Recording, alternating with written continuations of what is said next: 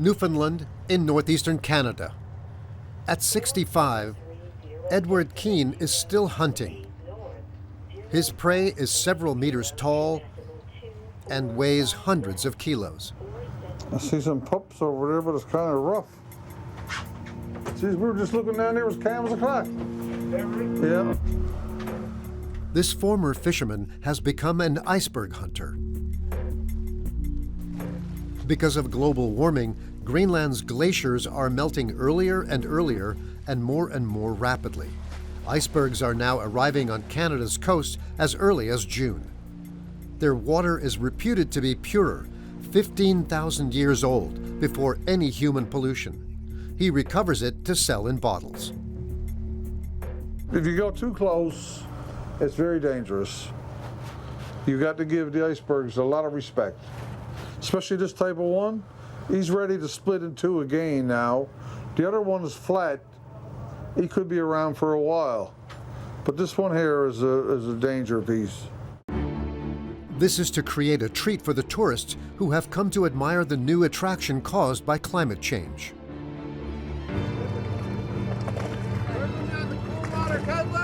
No, no.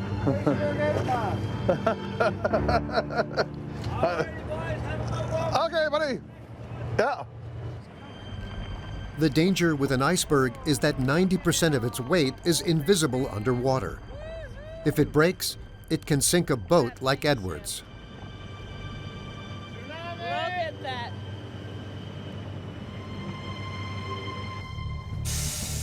But he has spotted an iceberg that suits him, 200,000 tons at a glance. And he's got his own way of grabbing it.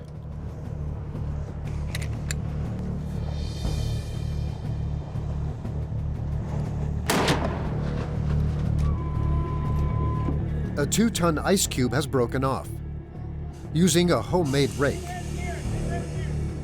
the sailors slip it into a fishing net. No, we're gonna have to shorten the straps. Gotta shorten the straps. Shorten the straps! Edward is tense. 2 tons suspended above the boat can do some damage.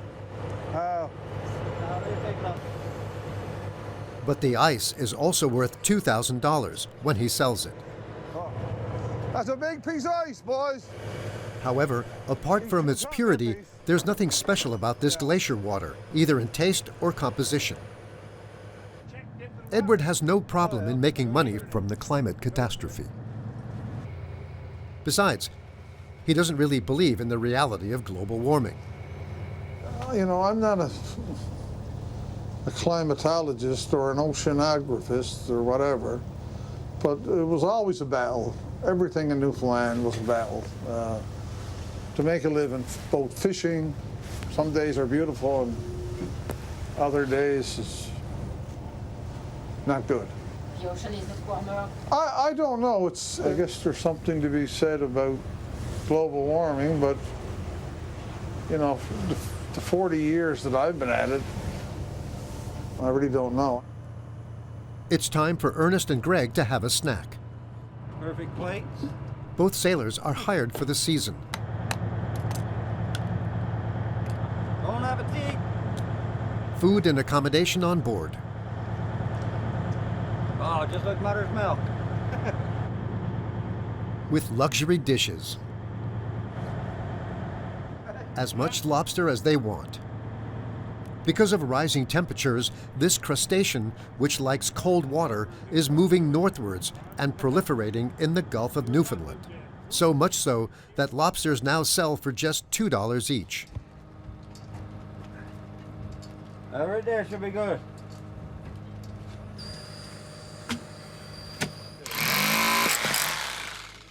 The iceberg is then cut into 3 or 4 kilo chunks. It'll melt, natural melt, yeah. When we got a barrel of water, we got 210 liters. These here are 1,000 liters. He's worth $600 to $700. Edward Keane already sells his water in bottles and to cosmetics companies.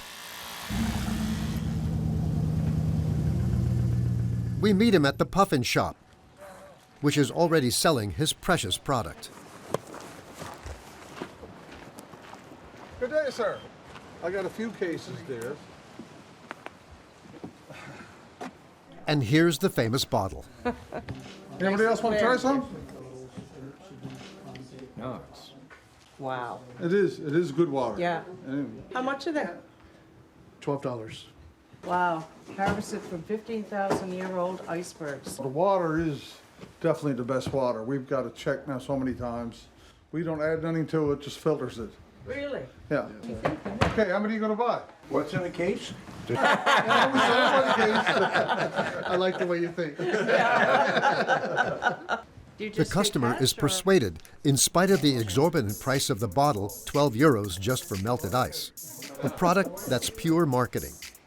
The disaster business is doing very well in the midst of a global emergency. Canada, the land of snow, is warming twice as fast as the rest of the planet. Last summer, the country caught fire like never before. Images that would have been impossible to imagine just a few years ago. Mega fires linked to extreme temperatures have destroyed more than 18 million hectares of forest, the equivalent of a third of France. It's a catastrophe because this ecosystem is vital for the entire planet, and it's happening in a country that presents itself as a natural paradise, with 500,000 lakes, boreal forests, and polar bears. Its young Prime Minister Justin Trudeau has built his career posing as a fighter for the planet. But in reality, Canada is the worst performer in the G7 when it comes to CO2 emissions. It is one of the world's largest producers of fossil fuels. Its oil industry is extremely polluting. The smoke is very strong. Smell is definitely from the processing of the oil and stuff, or the bitumen. The north of the country has been invaded by hungry bears who can no longer find food on the ice field because the ice is melting. Our go-to bear deterrent is actually a marine flare. And only a handful of activists are trying to change things. We went into the trees to stop the construction. So is Canada really defending the environment? Is this country that is so virtuous really a climate hypocrite? We are at the northernmost point accessible by road in the entire American continent, beyond the Arctic Circle, in Tuktoyaktuk, a fishing village.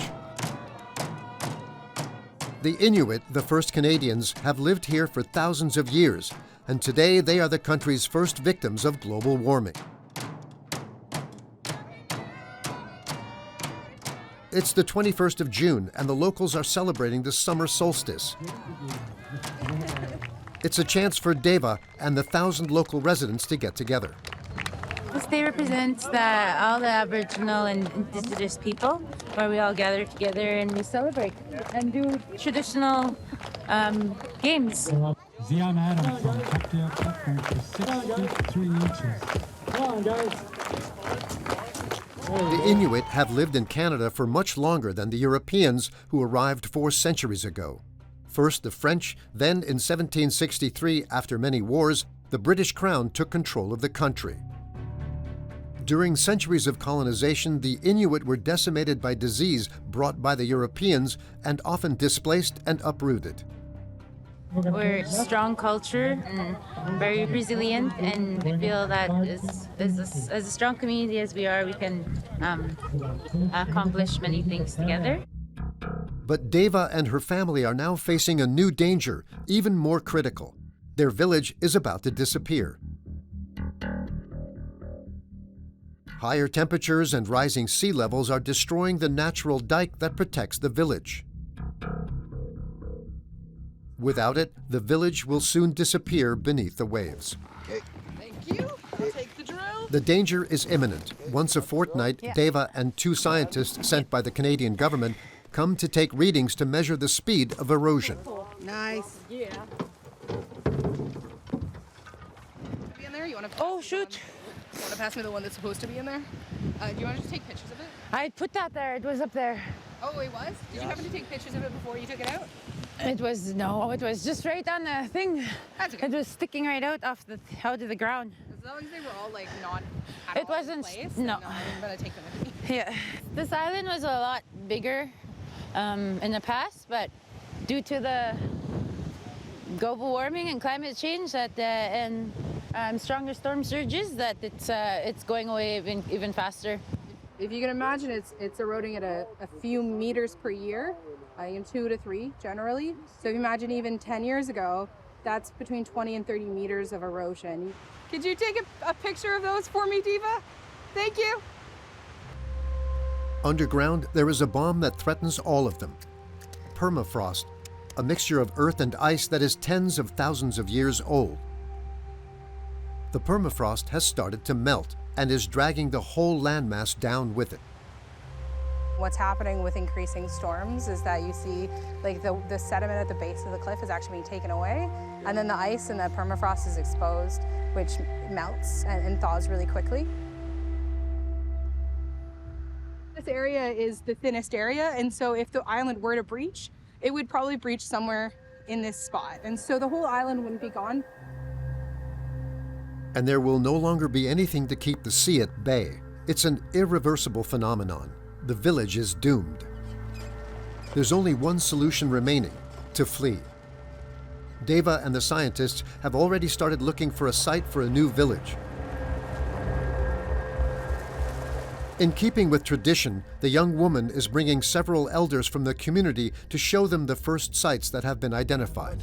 We have to, this is like close to water, water sources, higher ground. We have to go geologically, we have to go scientific behind this. We have to make sure the ground is stable. Yeah. Yep, lots of room here. Want to stop here?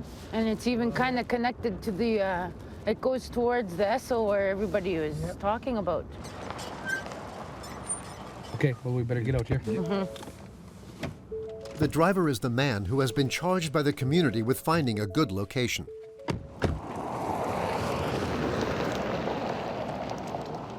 Obviously, this area and this from this hill going that way, it's like there's a huge mass of land, and then the hill is an option too. Yeah. Like so, it's just like this whole area. My main concern is for the future for the children who are going to be living here. Hopefully that we're not going to put them in a situation where they're going to have to move again in a hurry. This place. It's higher. Higher, huh? And it's this is the perfect area.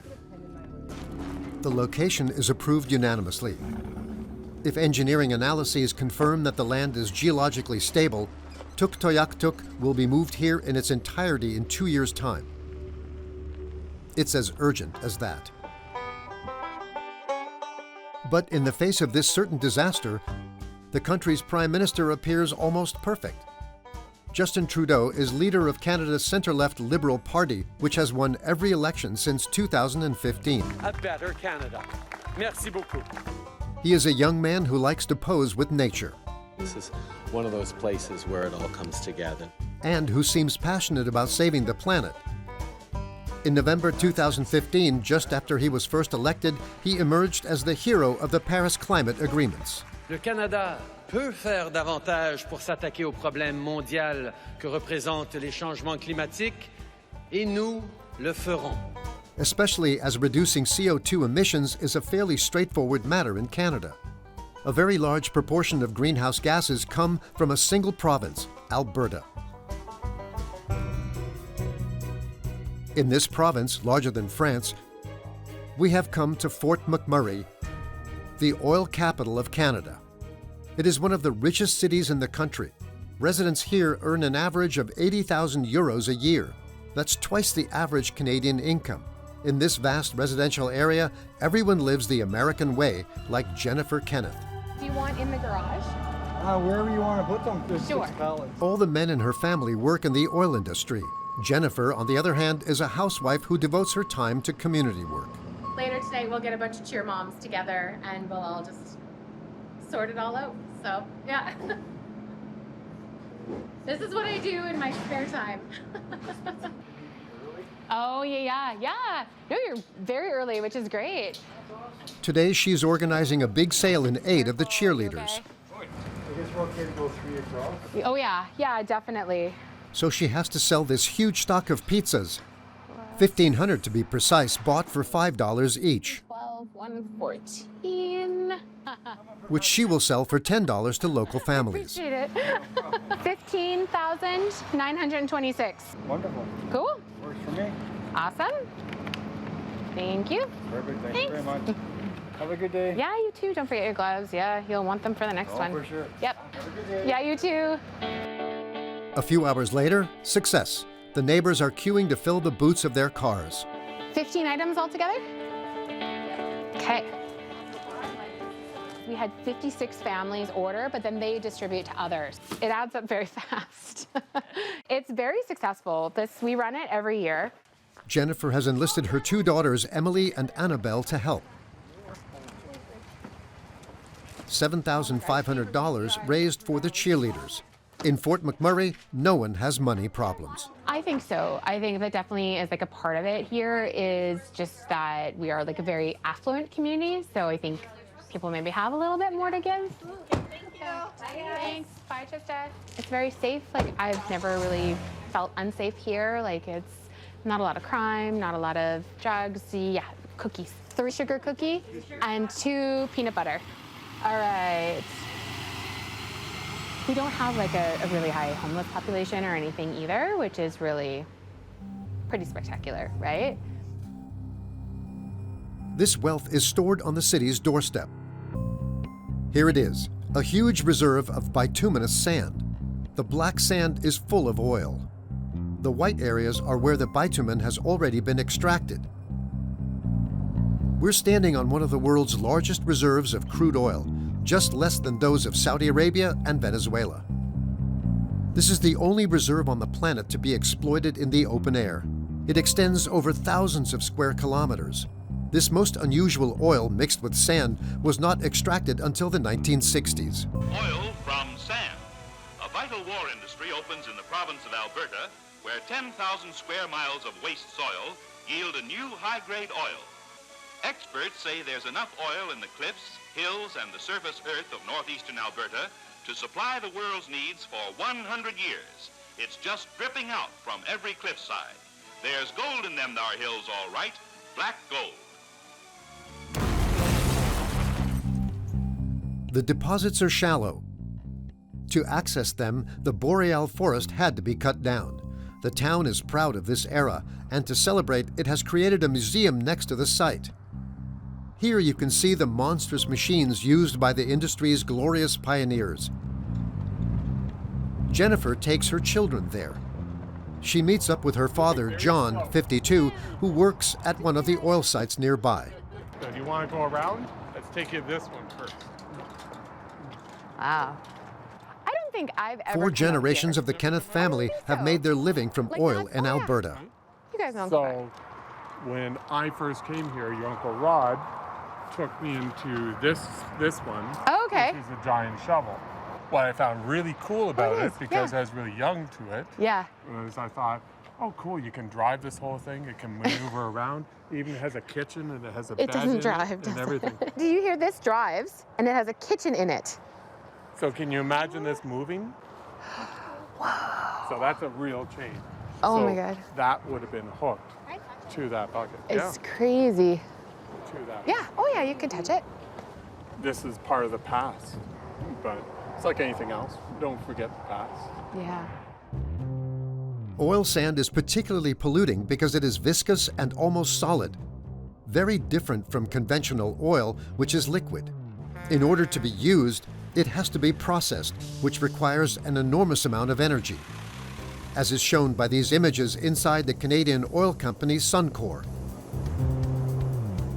In these huge machines, the oil is separated from the sand using an enormous amount of water. What is it, the smoke, they go up? Oh. And does it smell something? Or Oh, yes. so, no, it's very strong smell. So bear in mind, everything is because you're dealing with trying to get in layman's terms, you're trying to clean the sand, which is dirty with the bitumen, right? So it's very sticky. So that's a hot water process, basically.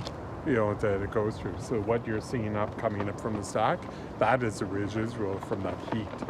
Yeah, and the smell is definitely from the processing of the oil and stuff, or the It bitumen. is. It is. Yeah. And it can be like, well, we're right in the middle of it I was right gonna now. say, some days you smelling can it smell it in town, but otherwise it's just out here. Yeah. But it's not dangerous for the No. We've been in the market, as we said, for generations. And Yeah. Suddenly, in the middle of an interview, I know there was a sound of a cannon firing. So what is it for, this noise? It's just to scare away any wildlife. So, and most of it's birds, because the birds are just seeing the reflection, and they're going to attempt to land in the water. And the water is not safe for them. You wouldn't swim in it. In a world that is short of water, the industry uses extraordinary quantities to process this type of oil. As a result, the wastewater ends up in these ponds, saturated with chemicals, solvents, and heavy metals. There is no more life, no more fish in these ponds. If birds swim in them, they die. And in the event of a leak, the water tables are contaminated. I learned a lot. And the consequences for the climate are also clear. Because of the way they are extracted, the CO2 emissions from oil sands are 3 to 10 times greater than from conventional oil. As a result, over a third of Canada's greenhouse gas emissions are from the province of Alberta. But the people of Fort McMurray benefit every day from the oil industry. Thanks to her husband's high salary, Jennifer was able to afford a €700,000 house. Can you get some water, Emmy? You can use your PA mug. That's the average cost of a residence here. It was like newly built when we bought it. So this area that we live in, you've probably seen there's so many trees. So there's been so many trees clear cut to make different neighborhoods. So this didn't exist when I was young. Yeah, let's go. Okay. Twice a week, Jennifer takes Annabelle and Emily Okay, you want your ballet stuff? to their out-of-school activities. Your shoes. I'll get everyone out the front, and then I'll let Penny in and I'll come out the front too, so that we're... Today it's ballet for Annabelle and cheerleading class for Emily. Most families are organized like this. Dad works in the oil industry, Mom looks after the children. And this way of life is supported by the oil industry. The girls' sports complex was paid for by Suncor, Canada's leading oil company. It houses 3 ice rinks, several swimming pools, a fitness room, a curling pitch, and more. There's even a creche. Just next door, the Shell Oil Company financed the baseball stadium.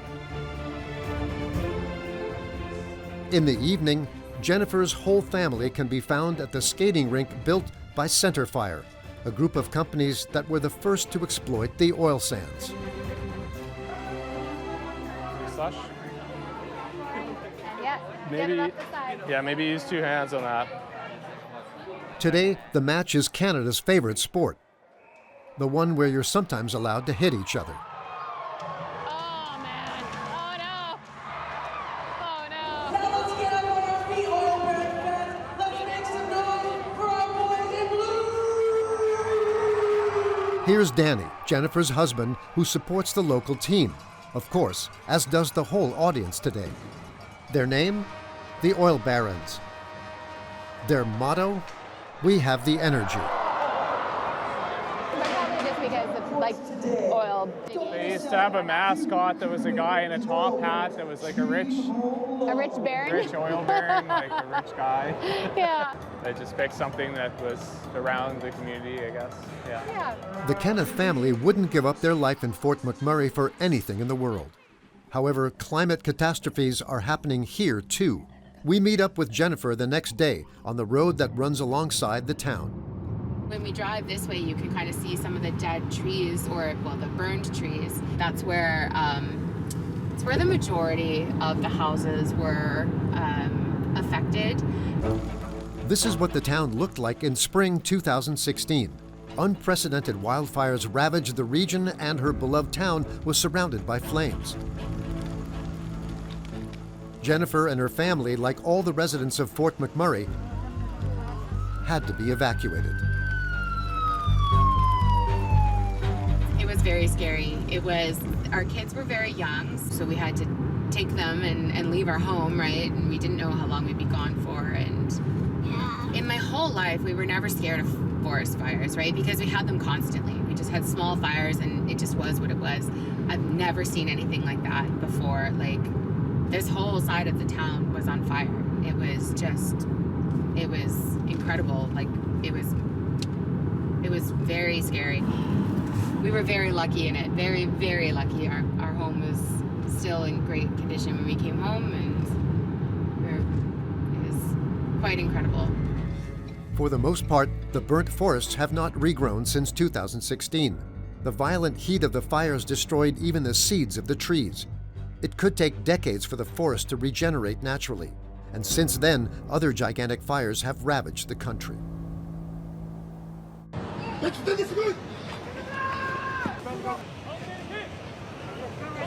C'est fini. C'est fini, il faut partir. Il faut partir. Caused by a historic drought that has lasted for several years and temperatures that are simply unimaginable in this country, mega fires have destroyed part of Canada.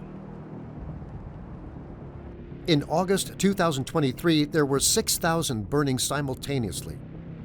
These fires are so intense that they have sometimes generated their own climate.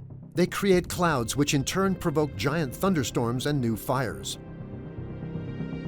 This is unimaginable in this cold country. No Canadian ever thought they would experience mass evacuations in the face of flames. As on the 17th of August, when the fire reached the gates of Kelowna, a city surrounded by forests. The reception center of 2670 Cameron Road in West Kelowna. If you are unable to make a call September 1st, 2001. The evacuees included Ashley, age 24, and her cat.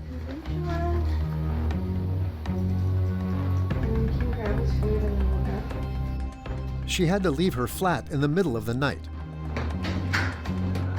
accompanied by her boyfriend Jason and a single travel bag.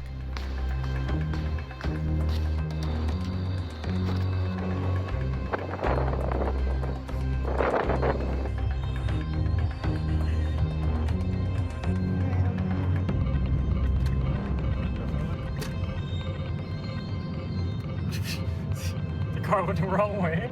That's the cops. Yeah, but then he went on that way. I don't know.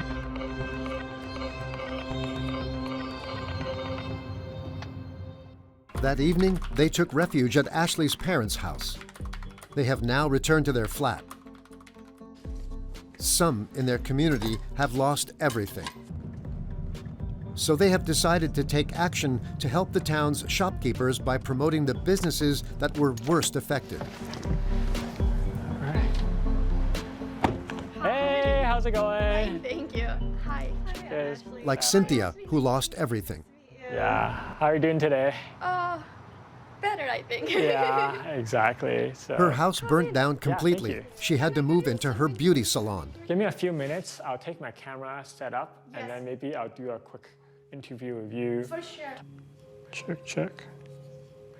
So I'll just ask you a couple of questions, and then what we'll do is I'll just do like a casual chat, talk about your business a little bit, and obviously talk about the situation. I normally look better, I promise. No, it looks like she hasn't slept. It's like... No, that's totally fine, yeah. Okay, rolling. Okay, can you start by telling me your name? Yeah, for sure. My name is Cynthia Michelle. Okay, and can you tell me the name of your business here? Oh yeah, it's Bellevue Day Spa. Perfect. You know, But Cynthia soon breaks down. at this point. But I make terms with things being done, like, you know, all the material things are lost, and that's okay, because kids are safe, every fireman is safe.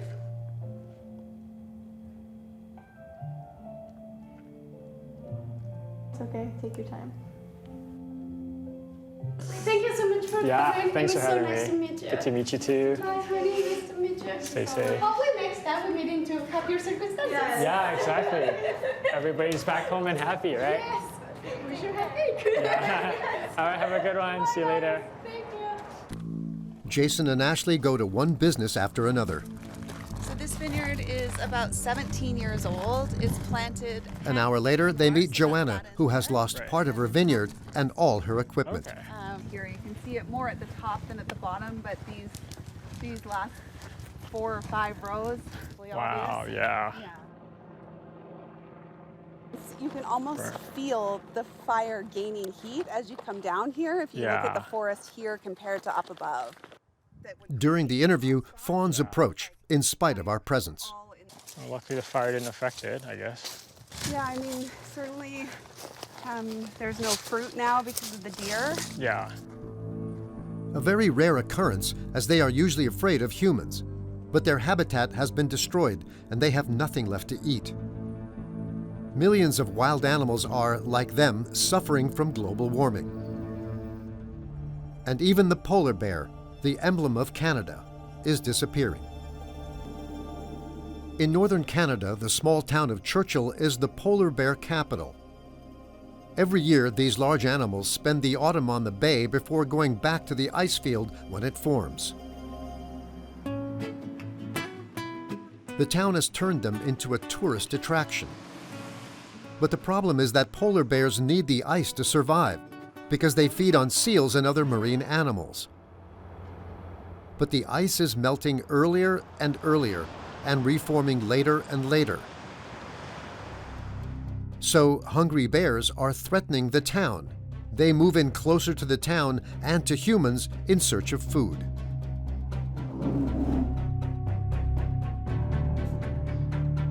How big do you think that guy is? Local people now run into them right in the center of town.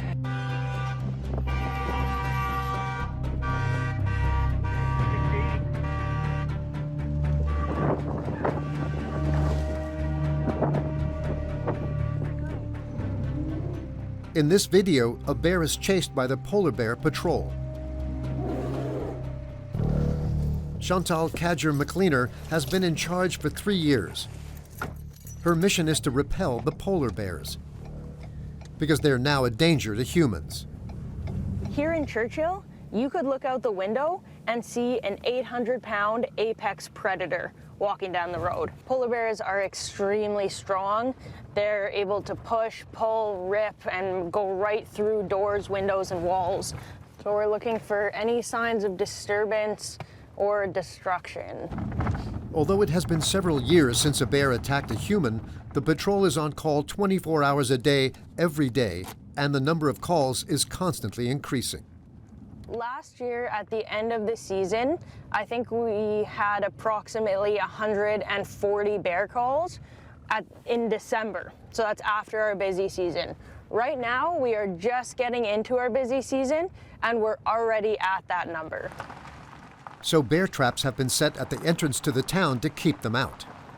So just quick safety before we get out of the truck. When we're out, we're gonna leave those doors open. If we ever did see a bear, regardless of where it was, we're getting back in the truck and windows stay up if a bear's around. Sound good?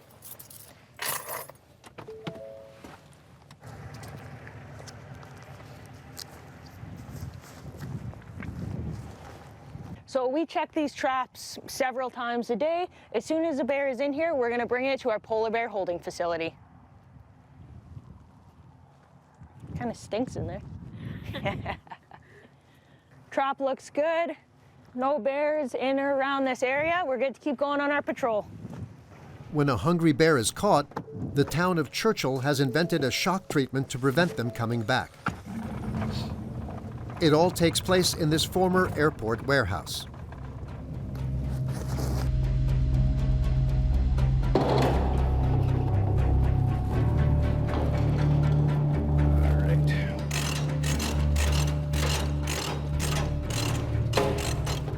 Once the bears have been captured, they are transferred to cells like this one.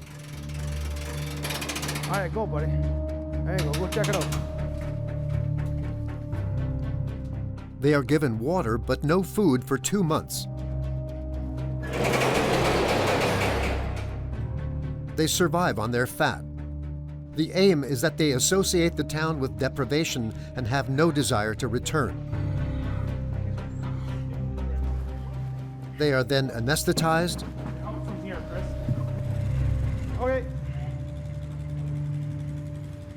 and tattooed. Okay, we got a different number. So 17334. 334. Andrew, one more time, say that again.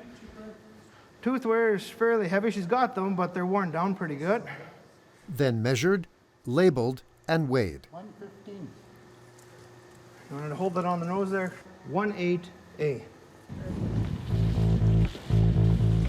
Finally, they are taken by helicopter hundreds of kilometers further north.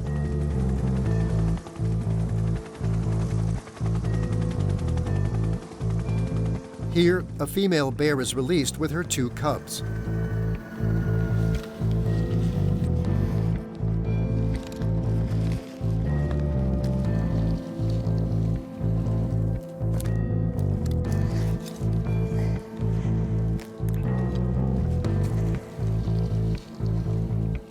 But despite this shock treatment, the number of bears in the city has doubled this year. Do you hear? Is he dead? That's the bear. It's pounding. There are now so many of them that they have become a danger. So for the people of Churchill, daily life has changed. Okay, ready? Okay. Andrew Hamilton is a tour guide, Load up. Stella, Raleigh, load up. Stella, load up. but today is his day off. There we go. He's going to spend some time with his family in the wild. Favorite part of her day, right there. She's ready to run. She knows where she's going. Oh, yeah, yeah. But she doesn't care. She just wants to get out and go sniff stuff. She's very good at keeping wildlife away. So moose, bears, anything. She knows what's about. And so we listen to her, as opposed to this one. He's pretty dumb. Like all local people in autumn, Andrew's family never part with this white stick. Our go-to bear deterrent is actually a marine flare. It's not a projectile. It's just a 2-foot flame, and it makes a loud noise. When a bear's coming towards you, it thinks it knows how that situation will resolve itself. And if you throw something completely unexpected, like a fireball, at it, they're at least going to have to back up and reconsider what they're doing. You got your rock and muffin? roll. Here we go. Today's program is cranberry picking on the tundra.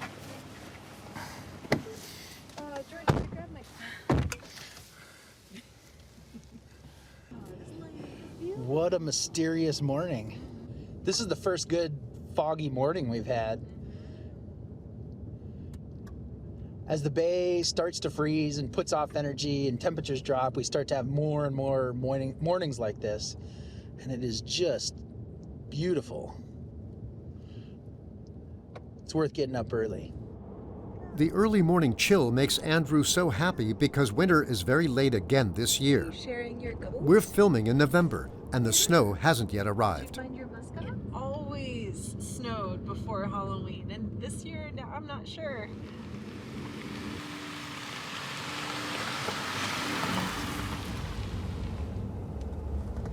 Roy, you want to pick some berries? Let's go get some berries. I'll let the dogs out and they can get their initial craziness out. Living here means sharing your daily life with wild animals. We should point out that while we're out here, we've got black bears, we've got grizzly bears, we've got polar bears, we've got wolves, we've got moose, all sorts of things that we just want to be aware of. And so we've got the early warning system with the dogs, so if they start barking or making noise, we're generally just gonna not even investigate what it is, we're just gonna go back to the truck and hop in. Go, go, go, take off. Where are the berries? Your mom found them. Look. Berries. You want berries? Yeah. Eat the berries. When you live in a community like this where you're so obviously sharing it with bears and nature that you just have to accept it for what it is, do your best to train your kid to be safe, give her the skills to survive out here, and then go on with your life because you can't live in fear, right? You want more berries? Yeah. Yeah. It's been a good year for cranberries. Not quite full, but I think it'll do. It'll make a couple loaves of bread. I'm out. Berries all over your face. Hi. On the way home, Andrew meets fellow guides accompanying a group of tourists. I heard a report that they were starting to have good days out there, like multiple bears. They are all armed with shotguns loaded with blanks. These are used to scare bears, not to kill them. A few meters away, we finally discover bears devouring a beluga whale, a close relation of the dolphin that has washed ashore.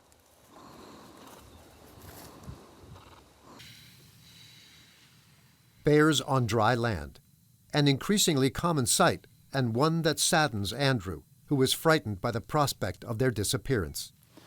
So you can see this bear is really eating the fat, because that is what they need.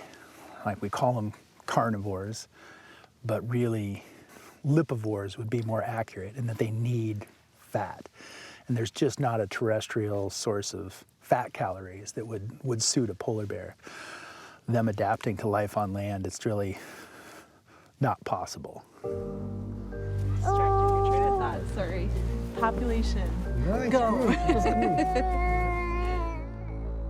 A polar bear needs to hunt and eat 50 to 60 seals a year to store enough fat. They also reproduce on the ice. This year, the first bear I saw on land was June 4th or 5th. So they're looking at potentially being off the ice a month early and not being able to go on the ice potentially a month later. And so that's when you start to wonder, how's that going to affect cub survival? How's that going to affect general body condition, average female body mass? There is a certain sadness with polar bears that, you see the struggles day to day. You just don't know how it's going to affect bears year to year. A lot of this is related to climate change. But Andrew wants to believe that things can change. Okay, ready, here we go. Okay, we're gonna make jam. Jam! I don't know, I still hold out hope for them and for ourselves. I mean, because we're in the same boat they are, really. Yeah, like, we save bears, we save ourselves. It is hot. Yeah. Do you like bears? You like berries? Yeah. And now we've got next generations coming up that this is going to be their reality. You know, they're coming right into it. They didn't have any grace period ahead of time or anything like that. But we still got a long way to go. But Royal saved the world. Hi.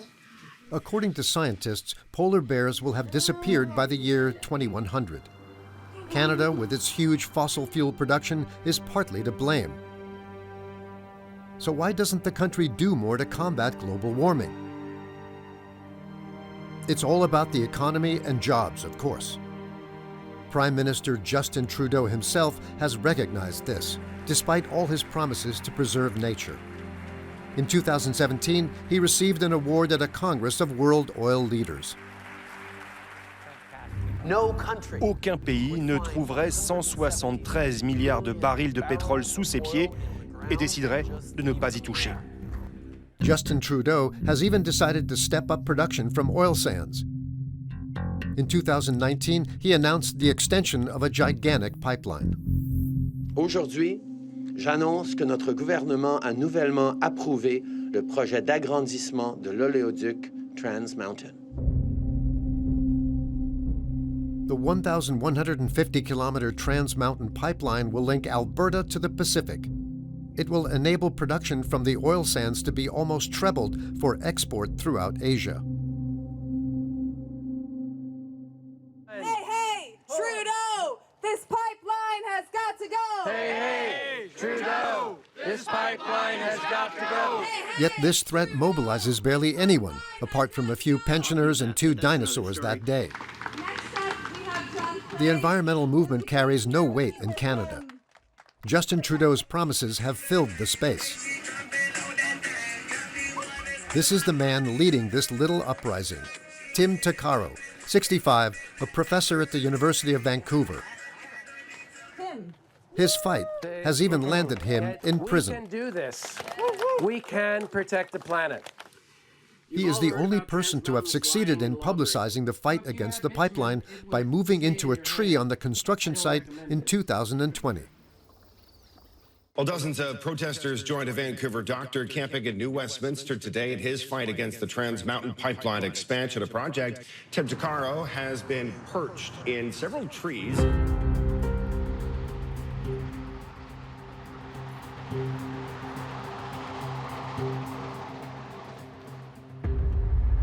They said that was not relevant, and they only would take the toxicity information that I provided. So I wrote about childhood leukemia, the carcinogens that are in diluted bitumen, the product in the pipe if it were to ever spill.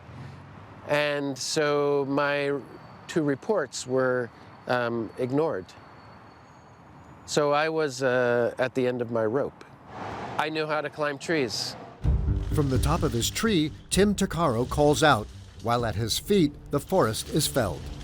So I now find myself in a tree, 25 meters off the ground. We need strong climate leadership now, and we need to stop building new fossil energy infrastructure. After 16 months, the wood was almost razed to the ground. The police then came to remove him. This is Tim in the tree. Looks like the green men, militarized RCMP police are here. Careful! Professor Tucktoyaktuk was put on trial for trespass on the site. He was sentenced to 1 month's imprisonment and spent 3 weeks there. Who is the real criminal here?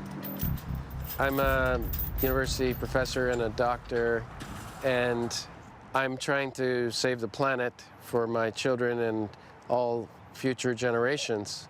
And for doing that, I get 21 days in jail, but they make record profits. So the last 2 years have been the highest oil revenues in history. But Justin Trudeau continues to support the oil industry, for he believes that Canada can offset its CO2 emissions by planting trees which absorb carbon. He has even announced a crazy figure: 2 milliards d'arbres. Planting 2 billion trees by 2030. It's not an easy promise to keep, because Canada is facing massive deforestation, as here at the foot of the Canadian Rockies in the province of Alberta. The area has not been destroyed by the oil industry, but by forestry, one of the strongest drivers of the country's economy. Good morning, everybody. These are the people who are supposed to be reforesting the country. The government is obliging the forest industry to plant a tree for each one it cuts down. A little sleight of hand so that the thousands of hectares destroyed are not officially considered as deforestation. Really good job yesterday. We put in 25K even with that block move, so that was pretty sweet. And I'm thinking with how nice this block is and how set up we are, we're gonna have a nice big day today. Around 15 young people are here. Seasonal workers for whom this job is very important. Among them is Anais, 21, a marine biology student. This is the second time she's come here during her summer holidays to help fund her studies. It's physical work at an altitude of 1,000 meters, but Anais is motivated. So you strike the ground, open a hole, you put the tree inside as straight as you can, and then I close the hole with my hand or with my foot to make it very tight and move on to the next one. You plant as many as you possibly can without dying. The pace is intense because the company that employs Anais and the other planters has a contract to fulfill with a quantified target.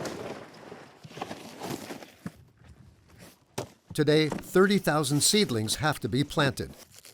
Anais and her colleagues work 9-hour days. So if you're doing a box an hour, it's $40 an hour. If you're doing 2, it's $80 an hour, which is pretty darn good. The best planters can earn up to $600 a day. But while the pay is good, what about the climate effect of these actions? An inspector comes to check the work, and he's quite rigorous. Uh-oh, that's a J root. And the plug has to be straight, like that. Connor is a planter and passionate about the environment. He points out the major problems with these plantations. What we see around, that's all natural forest with multiple different types of species. And on this contract, we're planting 2 different types of species. So it's very hard to replicate a natural forest when you cut it all down and plant only 2 species. But it's cheaper and easier. Forests are also more fragile when there are not many varieties of trees. What's more, these saplings cannot compensate for the primary forests, which took 10,000 years to grow and which store a huge amount of CO2. Finally, these brand new forests are threatened by fires and logging by the forest industry. In short, it's greenwashing in his view. Woohoo! The day's over. It's 4:30 p.m. and for Anais, it's the end of the day.